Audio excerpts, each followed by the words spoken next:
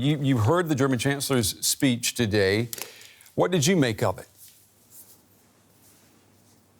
A strong defense there, Brent, of the multilateral world order from the German Chancellor here in Davos, Switzerland, at the World Economic Forum. She was very keen to remind the participants today of the horrors of World War II and the reasons why we have the current rules-based multilateral system.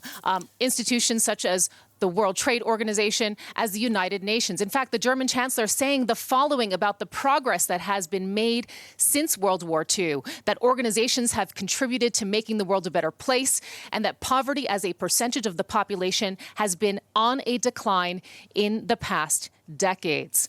Now, this was really a pointed critique of sort of the elephant in the room, that is U.S. President Donald Trump and populist politics in general, which we have seen grip many nations around the world recently. It was also a critique of the theme this year at the World Economic Forum, which is globalization 4.0. It's an acknowledgement that our increasingly digital economies are not benefiting enough of the global population. And those gaps, those inequalities could increase as the pace accelerates. There's been a call for reform in the global architecture. Angela Merkel acknowledging that that reform is important. However, do not throw the baby out with the bathwater. Yeah, that's a very good point there that she made today. She was the star political leader who spoke today in Davos. I want you to, if you could, compare her message with what we heard from yesterday's political headliner, the new Brazilian president, who's known as the Brazilian Donald Trump. These were two very different messages, two very different understandings of the world. From Angela Merkel, we heard a message of compromise. We heard a message of go it together. From Jair Bolsonaro of Brazil, the newly elected president who has just assumed office this January, we heard a, go toward my goal at any cost sort of message from him. He came with the message that Brazil is open for business. And now keep in mind that he was elected on a wave of populism in his country. He promised to wipe out corruption, wipe out crime, and he said that he would improve the economy and basically put through those policies in order to make it happen. However, many are concerned what might happen in the wake of that. For example, damage to the environment. He has promised to promote agribusiness. He mentioned that in his speech yesterday.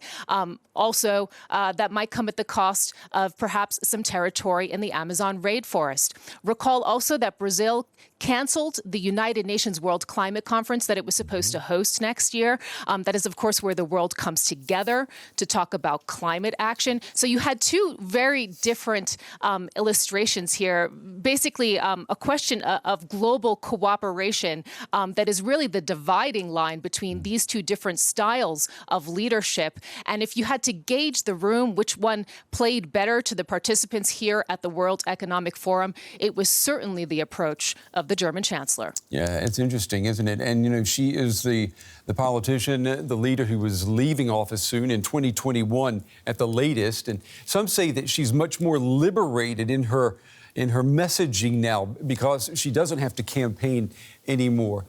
What kind of reaction did her words draw there where you are?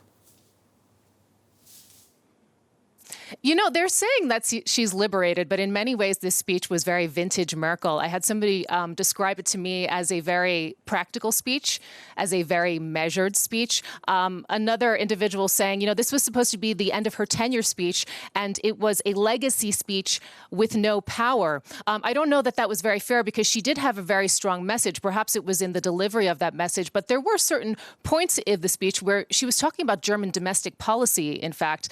Things, for example, like the energy transition, like digital competitiveness, like demographic change, for example. But, ultimately, the founder of the World Economic Forum, Klaus Schwab, said that she holds a very special place there at the World Economic Forum and in the world at large, and that she is, of course, always invited back.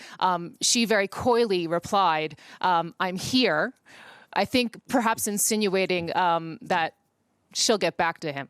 Yeah, well, and if, according to her plan, she would still have next year to speak as the German Chancellor if she gets invited. So we'll have to see. DW's Sarah Kelly in Davos, Switzerland for us. As always, Sarah, thank you.